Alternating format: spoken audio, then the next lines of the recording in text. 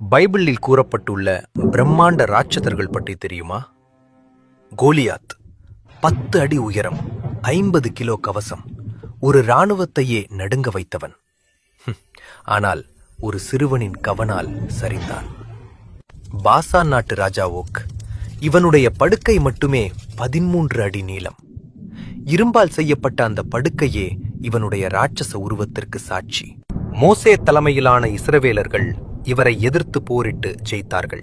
மர்மமான நெப்பிலிம்கள், தேவதூதர்களுக்கும் மனிதர்களுக்கும் பிறந்த அதீத பலசாலிகள், ஆனாக்கியர். இவர்களை பார்த்த இஸ்ரவேலர்கள், நாங்கள் அவர்கள் முன்னால் வெறும் வெட்டுக்கிளிகள் என்று கதறினார்கள். இஸ்பிபெனோப். இவனுக்கு கை மற்றும் கால்களில் 6 விரல்கள்.